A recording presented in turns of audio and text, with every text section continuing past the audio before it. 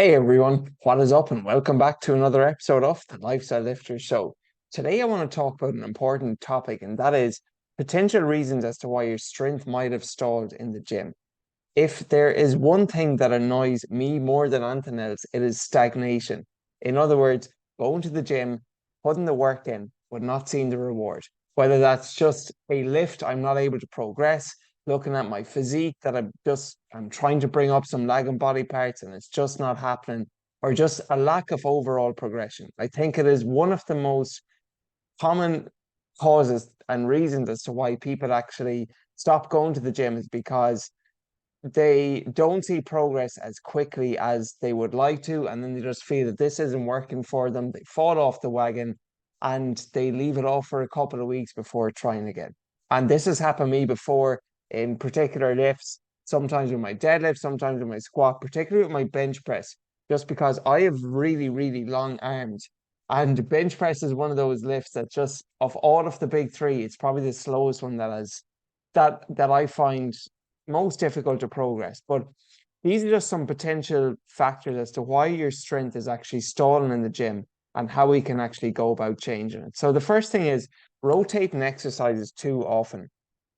Now, an analogy I like to use is imagine you were trying to become fluent in Spanish, okay? And you do Spanish 3 times a week, Monday, Wednesday, and Friday. Somebody else does Spanish on Monday, German on Wednesday, French on Friday. At the end of a 6 or 8 week period, who is most likely to be better at speaking Spanish? I think the answer is obvious. Yet, when you apply that same logic to the gym, how can you expect to get better at something if you're rotating exercises too often? You're just not giving your body a chance to actually adapt. So let's just say, for example, if you wanted to improve your deadlift, and on a Monday, on week one, you're doing a deadlift, but then you don't do another deadlift for 2 weeks' time, and then you try it out again, or you try something new, you're not giving your body enough chance to actually progressively overload and get better at that particular lift. So rotating exercises too often, and I get it. Like it's I sometimes have to stop myself from doing it because you're scrolling on social media, you see a fancy exercise you haven't come across before, or you see somebody who you want to look like or want to perform like, and you see them doing this workout or this exercise, and you're thinking, okay, well, if they're doing it and if that's how they look, surely I'll be the same and I'm going to try the exact same thing. But the problem with just an inconsistent training and doing sporadic workouts is you're never really giving your body a chance to actually understand what does and what doesn't work for you. And the best way to get better at something is to stick to it. At least stick to it for, a couple of weeks, maybe a 4, 6, 8 week period. And then at that time, you're able to reassess and, okay, these are the numbers that I said at the start. This is the amount of reps that I was doing, the amount of sets that I was doing. Did I progress over that 4 to 6 week period? If you didn't, well, then at least you gave it a chance and you have some feedback there for future reference that this particular exercise, I just don't get the best stimulus or response from. Or on the flip side, it could be, you know what? I'm actually really, really noticed huge growth in my back from doing deficit or pause deadlifts with a straight bar as opposed to a hex bar. It's all useful feedback for you. And just on the rotating exercises too often, like boredom in the gym is a real thing, but sometimes you gotta freaking do it. Like, here is the lifestyle of a lifter 101. It does get boring over time. And most successful lifters out there, you're just a case of repeating the same 10 to 15 exercises for the rest of your life. That is genuinely it. You're going to be deadlifting, you're going to be squatting. How you do those exercises, those movements might vary. So, for example, a deadlift, you could be doing a deficit deadlift where you might stand on a 25 kilo bumper plate, meaning you have to pull the weight from a higher height off the floor, making it more challenging. You could do a pause deadlift where you're deadlifting, you pull the bar off the floor, you pause for 1001, 1002, 1003, and then you rack the bar. You could do rack deadlifts where you elevate the bar onto a rack, onto a barbell, and you're only doing partial range deadlifts, which would allow you to overload, use heavier weight. You could be doing that for like, so you're going to be deadlifting. It's just the variation, the type of deadlift you do that can vary. But genuinely, the lifestyle of a lifter is it does get boring over time. Like deadlifts are just deadlifts, squats are just squats, lunges are just lunges. You can add variety to it, but if you want to progress and get better at anything, the best way to do it is actually by practicing it. And if you're rotating exercises too often, week by week, you have that shiny object syndrome. You're just not giving your body enough a chance to actually adapt, recover, and make improvements. All right. Moving on from that, not training intensely enough. And so I asked some of my clients when I'm looking at their lifts, and on the app that I use, I always look at the numbers that they're using. And for some lifts, it just doesn't kind of make sense in relation to their body weight, in the sense that, okay, they're lifting heavier for their upper body, but then their lower body, their squat, it's almost like I saw one of my clients, his his deadlift was not too far or not much higher than his bench press, which just didn't match up. So I asked him to send me on technique videos, and it was clear that he just wasn't training hard enough. And I get it. Sometimes your mind is going to give up, or your body will give up well before your mind will. And that's the importance, first of all, of taking videos. Even myself, look, I'll be upright and honest. When I take videos, and I would have said to myself when doing a set, yeah, I push it to absolute failure there. I didn't have one or two left in the tank. And then I look at the replay of the video and think, God, I'd say that was maybe an 8 out of 10. I probably had two more reps than I initially thought. Even just as recently as last weekend, I was down in a training in a gym in Killarney, and one guy, he was kind of taking videos for me, but he was also assisting me in some of the movements. And I was doing a T-bar row, and it really does help, I think, having a good training partner. Like, it can really increase your strength by 1 or 2x if you have a right training partner who's at the same or similar level to you. And for this particular guy, just even doing the T-bar row, obviously it gets more challenging as you row the bar up towards your chest. It gets easier as you pull the bar away from your body. But he was able to assist me and do like, so I was able to do maybe 8 full range reps and then 4 assisted ones. But those 4 assisted ones, they were tough, but just having someone there to nudge the bar up to spot you, definitely a lot of power in that. But not training intensely enough, that is another common reason. I need to have that conversation with myself every single day in the gym. And this can often be then lead me on to number three, lack of recovery, and particularly lack of sleep. Because, oh, do you ever just go to the gym and on the days you're feeling tired, it's raining outside, your mood isn't the best, you're not feeling the best, your recovery isn't the best. That can have a huge impact on what you do that day. And subconsciously, you're probably telling yourself, I didn't sleep well. And that's where the placebo effect can come in. I didn't sleep well.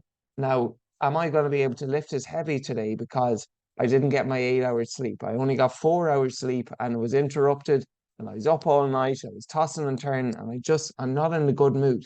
And that can have a big impact, your mindset, your mentality, but also your recovery and your sleep and how you perform that day. So getting a good night's sleep, it is the most natural remedy and form of recovery that the majority of people actually neglect. And I myself have been guilty of this in the past. I thought when I was, 23, 24, working as a primary school teacher, that I can get away with anything. That, yeah, sleep is important. You hear Matthew Walker talk about it on the Joe Rogan show. Fantastic episode of a fantastic podcast episode if anyone wants to check that out. But I was kind of like off the opinion that, yeah, that applies to people who are older, but not for me. I'm different because A, B, and C.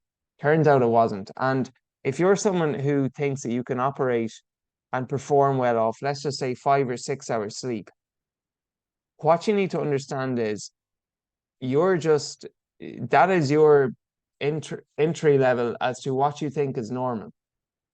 Okay. But if you were to get a good night's sleep, 7 to 8 hours sleep, and then you go to the gym, you'll probably realize you're leaving a lot on the table there.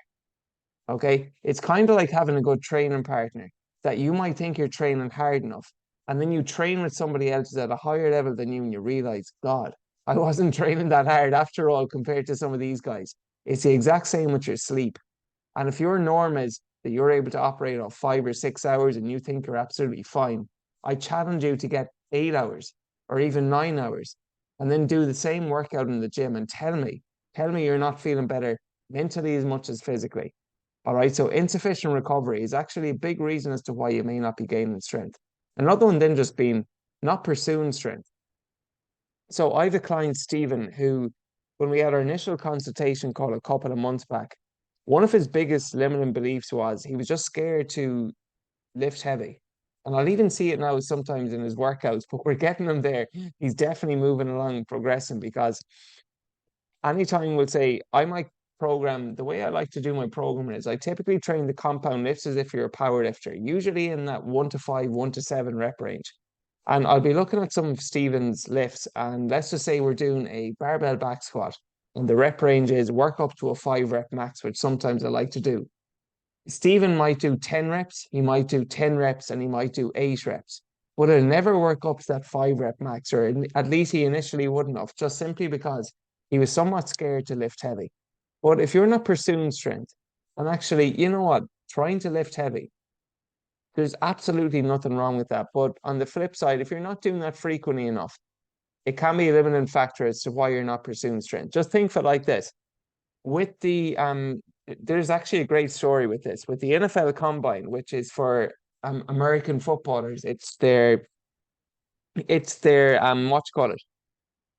When excuse me, when young American athletes are trying to get into the NFL to become a pro athlete, one of the exercises they have to do is the 245, which is a 100 kilo bench press.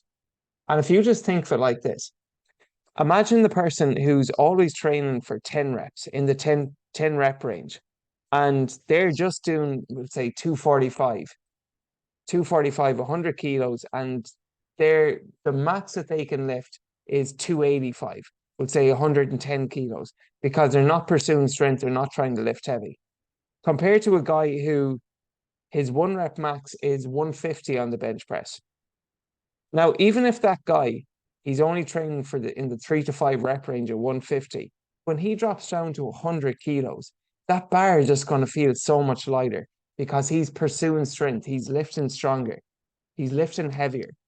So I do feel there is a lot of benefits of actually lifting heavier, and it can even improve your performance as well. Sometimes when I was working at a PT in a gym and I wanted some of my clients to get a PR in the bench press, what I would do is I would get them, let's just say you were going for 100 kilos and you've never done it before. What I would do is I would get the clients to lie down in the bench press as you would to unrack the bar. And I would put maybe 110, 115, even 120 on the bar. And I wouldn't ask them to try lower the bar. I'd literally ask them just to unrack the bar and hold it in their arms. Hold that for maybe 5 or 10 seconds and then rack the bar again. We take off the 20 kilos, go from 120 down to 100, and then ask them to do the 1 rep max. And nearly all the time, they would get that 1 RM on the 100 kilos simply because when they felt what 120 kilos felt like, going back down to 100 just seems so much easier, so much lighter, so much more manageable. So not pursuing strength, another reason as to why you may not be making progress. Continuing on then, not training your weaknesses. So this is something that I've been guilty of in the past, that you only kind of do the workouts and the exercise that you enjoy, and you skip the ones that you don't enjoy, but you're only as strong as your weakest link. And for me, for example, with my deadlifts, my biggest limiting factor was looking back at some videos where I missed a 1 rep max, was just pulling initially off the floor. Like just that initial phase there, getting the bar past your knees and then locking out, but just pulling it off the floor, that was a weakness of mine.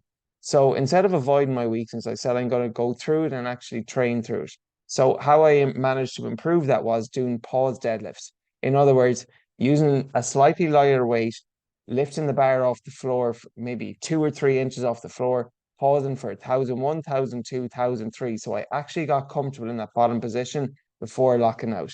At my most recent bodybuilding competition, then this is why it's great to have that external eye, someone who like just an expert in their field, essentially giving you some feedback, because oftentimes we can get stuck in our own head and we're not aware of what our limiting beliefs or what our weaknesses or perceived weaknesses are. And at the bodybuilding show, I got feedback off the judges. I asked them for some feedback as to why I didn't place in the top three. And a lot of it was just lack of muscular development, that my condition was there, my body fat level was low enough, but I just didn't have enough muscle mass in my size and they are on my frame. And they named three areas in particular. So my lats, which is so like doing more lat work, single arm lat pull downs, chin ups, pull ups, etc. My my delt. So I neglected medial delt work, like doing lateral raises, cable lateral raises. I was focusing too much on my front delt and also my arms because believe it or not, I actually don't really enjoy doing an arm workout. I know some guys absolutely love it. I'm like the opposite. I they're usually actually like the body part that I always train last, which does make sense as well because as I mentioned sometimes in my Instagram posts, whatever you want to bring up or whatever lagging body part you want to bring up, you should train that first. And for me, my biceps, triceps, they're typically always the last thing that I train in an upper body workout. So not training your weaknesses, that's another potential reason as to why you're not gaining strength. Moving on from that, then, not training like an athlete. And this is something that I've moved away from recently, just with the bodybuilding that I really want to get back into, also carrying somewhat of an injury, which is interrupting things for me. But not training like an athlete. What I mean by that is your body has two main types of muscle fibers, fast twitch and slow twitch. And if you want the greatest gains in size and strength, you need to ideally train both. Now, your slow twitch fibers, they're typically more endurance based and they can handle more volume. So if you're always training the 8 to 12 rep range, like a bodybuilder, and 3 to 4 sets training to failure, you're most likely touching and activating your slower twitch fibers. But here's the thing, if you want to activate your fast twitch fibers, your type 1A and your type 2B or type 1B, there's only two ways you can do that. Lift heavy or lift fast. So lifting heavy, I already spoke about. So that's the benefit of another benefit of lifting in, let's say, the 1 to 5 rep range. You're activating your fast twitch fibers, but also training fast. And training fast is essentially training for power. Power is your ability to display your strength quickly. And some exercise which are very, very good for training for power could include things like a box jump. Okay, like that's probably just a very basic low level of entry that you can try out, a box jump, a med ball slam. So you're trying to slam the ball into the floor, into the wall, or you're doing a rotation one or over your head as hard and as fast as possible. Okay. Sometimes with my clients, I like to do contrast training where I will pair a heavy lift with an explosive lift. So, for example, let's just say with some of my clients, they want to move well, but they're also athletes and they want to perform well as well. I might get them to do a heavy barbell back squat for 5 reps, then rest 15 or 20 seconds and do 5 bodyweight squat jumps. So you're doing a heavy movement, the barbell back squat, followed by an unloaded explosive movement, just the standing, sorry, not a box jump. Actually, yeah, you can do box jumps or just standing squat jumps as well. So you're pairing a fast movement with or a heavy movement with a fast and explosive movement. An example of that for the upper body would be imagine you're doing a barbell bench press and you're doing a heavy bench press for 5 reps. You do your 5 reps and then you do 5 clap push-ups. Okay. Again, you're doing a heavy loaded movement with a light unloaded movement that's more speed based, that's more acceleration based. So not actually training like an athlete is a big common reason that because if you can activate more muscle fibers, fast twitch and slow twitch, you're just giving your body the greatest chance to gain strength and in size. So some exercises I mentioned, box jumps, med ball slams. If you are injury free and you're able to sprint, absolutely fantastic. They're probably three of the most optimal ways you can do it. But just doing something where you're trying to lift explosively and lift quickly, a lot of benefits to that. Also, yeah, I'm actually you could, I guess, talk about some of the Olympic lifts like the clean and jerk and the snatch, but for most of my clients, to be honest, I don't program them just simply because they're too advanced. So I would keep it to the basic, just box jumps, med ball slams, sprints, jumps, throws, those kind of exercises. All right. Moving on then. So lack of progressive overload. And here's a misconception of progressive overload. Progressive overload essentially is trying to do more and better yourself over time. So people think the only way that you can get better is by adding weight to the bar. But if you add a 1.25 kilos to your bench press every week, you'd increase it by 130 kilos by the end of the year. Now, fricking not even Arnold Schwarzenegger will be able to do that, which is why it's important you have other metrics of success. And when it comes to progressive overload, this can be a case that, okay, yes, you are adding weight, and that definitely is a surefire way, a surefire indication that you are getting better. So you started out, your 5 rep max in your deadlift, you might have done a strength test, was 100 kilos. You did a 6 week training block, and then you retested your deadlift and it went up to 110. That is a sure sign of progression. But you have to have multiple measures of success, which is why it could be a case that you took a video of yourself deadlifting, you took a video of yourself deadlifting 6 weeks later, and your technique had considerably improved. That is another form of progression. So improving your technique is probably the most underrated way. Other ways include you're able to get more reps, more volume in. So let's just say, for example, your 8 rep max in a dumbbell chest press was 25 kilos. Now your 8 rep max is 30 kilos.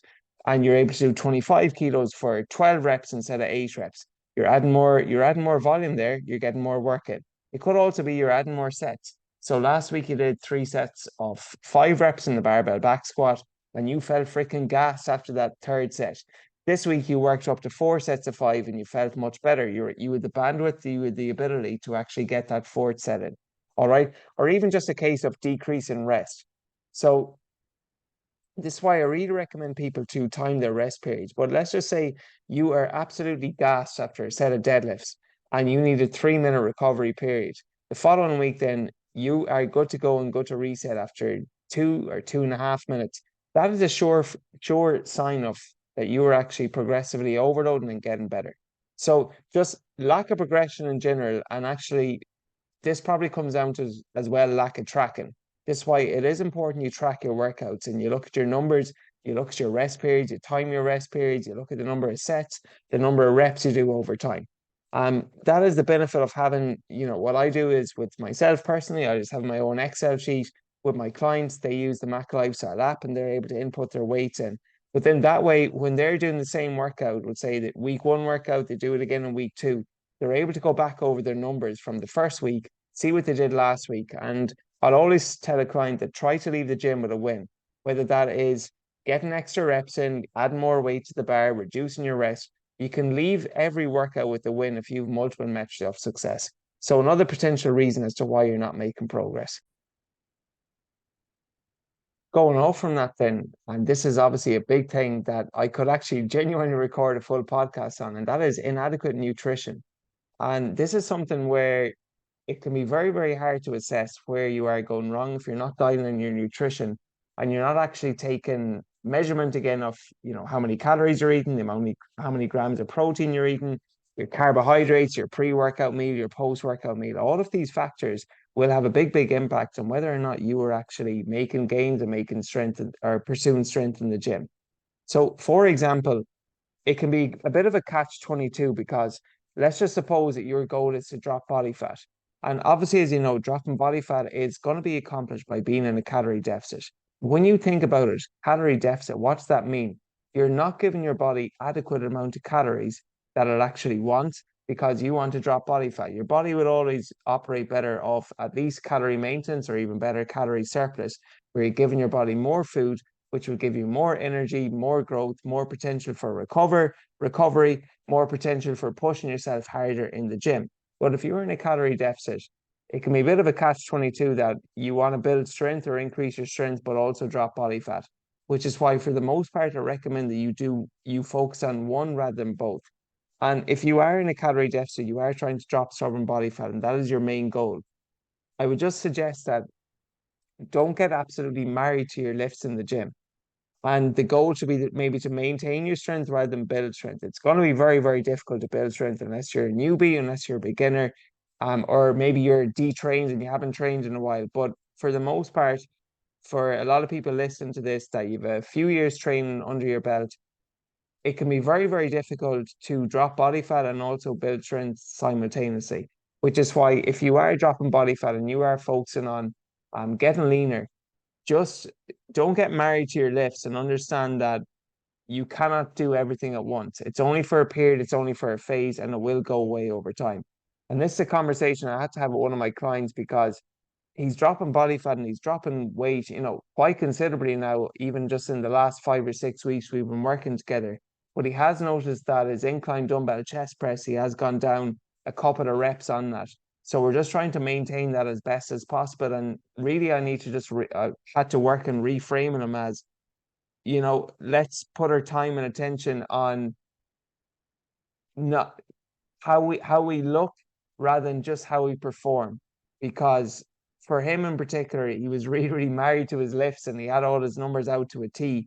And it just wasn't something he'd ever done before, actually actively pursue getting leaner and dropping body fat. So he wasn't prepared for that mentally. So what I would say is just mentally prepare yourself that yes, you're likely to lose some strength as you're dropping body fat.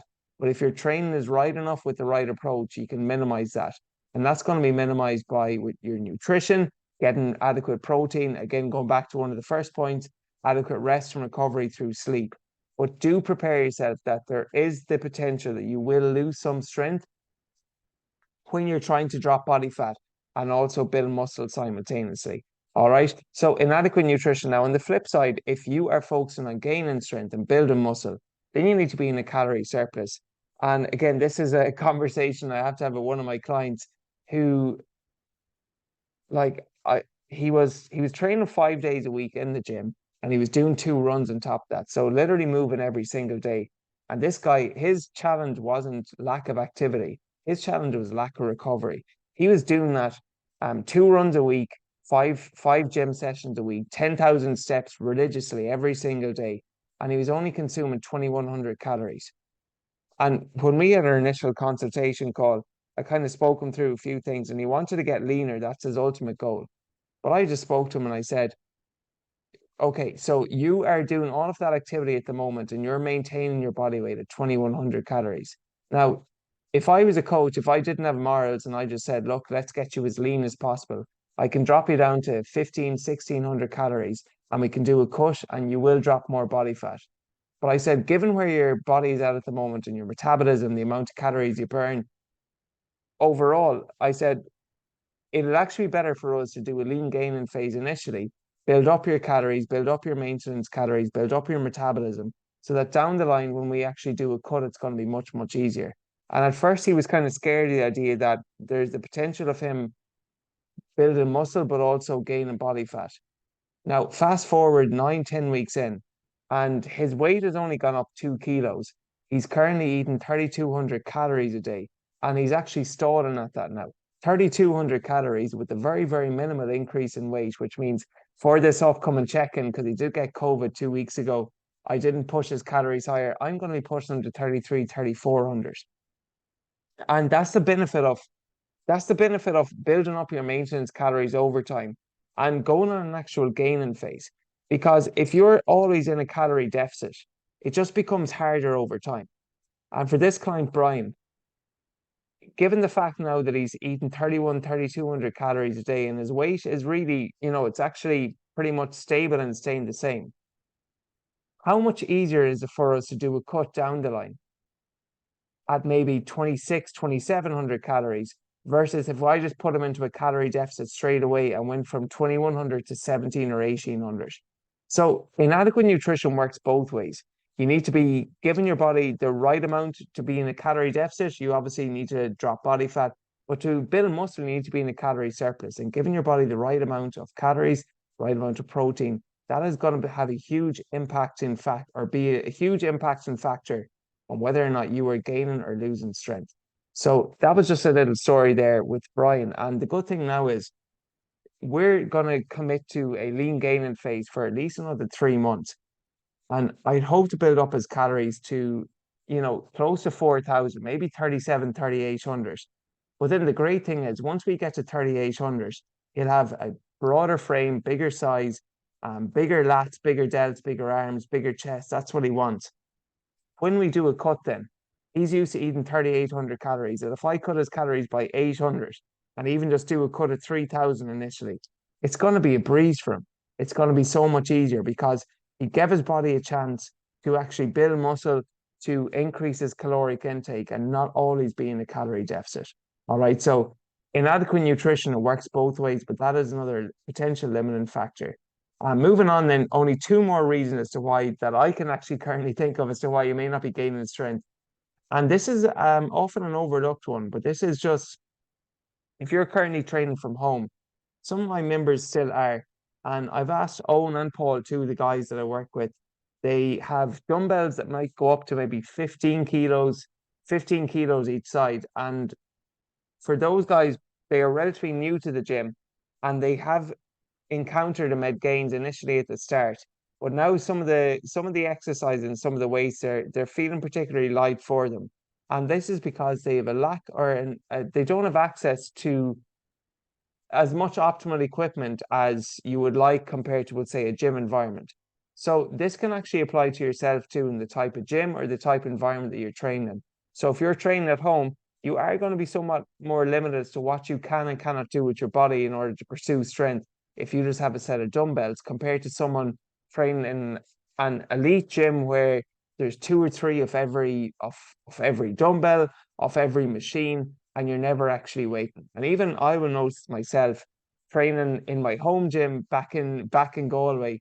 I'd have a barbell, I'd weight plates, I'd dumbbells, some kettlebells, chin up bar, didn't, yeah, dip bar as well, and just a few other things. And then when I moved to Marbella last year, having access to a load of different equipment, like a cable machine, like a lat pull down, like a T-bar row, you're just able to progress much easier and much faster. So this another reason is actually the environment you're training in. So whether that's you're training in a gym and the equipment is optimal or it's not optimal, or you're training at home where you don't have access to much equipment, it can be a limiting factor as to how much strength you gain. And then finally, mental plateaus. So I had a client who I worked with, and he was returning from injury. He was doing an F45 class over in Australia, and he pulled out his back because they were freaking doing, I don't know, kettlebell swings for time or something crazy. And he pulled out his back doing them. I think it was either a kettlebell swing or a deadlift, which is why I don't really like CrossFit's model in that end, where they are performing compound lifts for time in a very deep, in a fatigue state. If you want to injure yourself, a surefire way is to put a barbell on your back and do a squat or do a deadlift when you are breathing heavy and you are highly fatigued. But anyways, poor Chris, he pulled out his back doing one of those F45 workouts, whether it was kettlebell swings or deadlift. And for him, it was just a mental plateau that when he was returning to the gym, he was somewhat scared to do any lift at all that he felt might aggravate his low back. So how he had to overcome that was use of machine work partially. So let's just say with a squat, might have done something like a hack squat or even a leg press. And then with the deadlift, we did hex bar deadlift, and we also did it elevated off the floor. So what I asked him to do was to put the hex bar onto two 25-kilo bumper plates. So he didn't have to pull the bars high. And also then the benefit of the hex bar is the handles either side means you don't need to hinge back as low. So this was a mental plateau that for Chris and I, we had to work through in order to get him back lifting without that fear and anxiety of pulling out his back and injuring himself. And over time, he definitely did progress and build that up, but it didn't happen overnight. And that might be the same for you, that you might have had a recurring injury and now you're somewhat scared to do that exercise again. I know myself, I injured myself previously doing a deadlift, and there is that element of fear that can sometimes pop into your head, like, Jesus, will I leave this? I'm bumping up the weight here. There's a greater risk of injury. Is the risk worth the reward? Sometimes it is, sometimes it isn't. But that was just a mental plateau that Chris had to break through, and I've had to break through a few of those myself as well. Another one doing rear foot elevated split squats. I injured myself doing those with a barbell on my back. And it was just, this excruciating pain where I was in, no, it was actually a barbell reverse lunge, apologies. And I had a barbell on my back. And when you do a reverse lunge and your back knee touches the floor and then you're exploding up through the front knee, just as I was pushing up through that front knee there, the top of my hamstring, I just felt something go. Like just a little, I don't know, was it a little pop or what was it? But by God, the pain there was excruciating. And that did set me back recovery wise for a while, but it also scarred me from doing reverse lunges for a while as a result of that. So it could actually be that you need to overcome a mental plateau, and whether that's returning from injury, or it could be you're going through a difficult period at work or your stress is quite high, and it mightn't be the optimal time for you to pursue strength, and maybe just going through a maintenance phase. So one of my clients, Brendan, he was setting part of a stake of a company that he owns. And he said there was a lot of back and forth and a lot of admin work and a lot of late nights. And responding to emails late at night and taking calls from first thing in the morning until he went to bed at night. And it wouldn't really have been a great idea for me in his check-ins to say, yeah, but you're not pursuing your strength, you're not lifting heavier every week, Brendan. What is going on? You need to understand the phase of life and the season of life that you're in. And for him, at that time, I didn't really care that whether he was increasing his lift or getting stronger. I just did out a program for him, which is essentially low impact exercises. So it was just like, a seated chest press, cable bicep curls, tricep push downs, exercises which they have a low risk of injury. They're not very difficult to do, and they'll leave you feeling good and feeling pumped up after the gym without absolutely frying yourself. And for him at that particular time, that was just optimal for him. He still wanted to get a workout in, but probably didn't have the mentality, the mindset to go in and actually really get after it and pursue strength and lift heavier. So sometimes you need to adjust the diet according to the season of life that you are in so that you can continue to make gains, no matter what the phase. There is a time though for pushing, there's a time for pulling. And if a mental plateau, whether it's work or stress related, is holding you back, sometimes focusing on maintenance can be a form of progression. All right, so that is pretty much it for this week's episode. I feel like we covered a lot here. Just to recap, potential reason as to why you might not be gaining strength. So rotating exercises too often. You're not training hard enough. And a good way to look at that is take training videos or have a training partner. You are not pursuing strength. You're afraid to lift heavy potentially. You're not training your weaknesses. You're not training like an athlete. There's a lack of progressive overload there where you're not adding weight, or you're not improving week by week or month by month. Your nutrition isn't on point and you're not consuming enough calories or enough protein. Maybe your recovery, it's insufficient sleep. It is not winding down early enough at night or not giving yourself enough a chance to get your 8 hours sleep per night. It could be lack of equipment in your environment, whether it's a gym workout, whether it's a home workout that you're doing, and there's just not that much equipment there. Finally, you could just be going through a difficult phase mentally, whether that's returning back from injury and just being scared to do some movements again out of fear that you might injure yourself, or it could be a difficult period in your life where it's quite stressful, either through work or something else that might be holding you back. These are all potential reasons as to why you are not gaining strength. But if you just take even one thing, just have a think about this now. We spoke for the last 40 minutes almost. What's one thing you're going to change as a result of this? What are your 1 to 3 takeaways?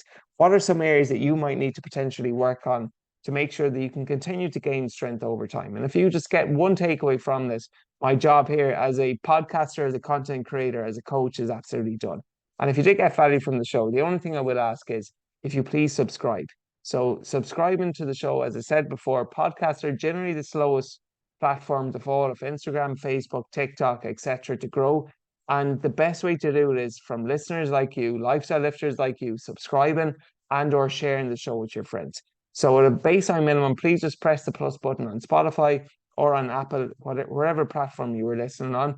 As a bonus, if you share the show with a friend, it's going to help reach more people. It's going to help me help out more people and ultimately grow the show as well. And finally, if you did get value from the show, be sure to check out other content platforms that I operate on, including Instagram. My Instagram handle is at Mac Lifestyle Fitness. That's MC Lifestyle Fitness. For all information on training programs, working with me one-to-one, check out my website, www.maclifestylefitness.com. Or if you just want to inquire, you can fill out the contact me form on my website, or simply just shoot me a message or a DM on Instagram. Again, I'm at Mac Lifestyle Fitness. That is all for this week's episode. Again, I hope you got value from the show. Lifestyle Lifters, peace out. Catch you guys next week.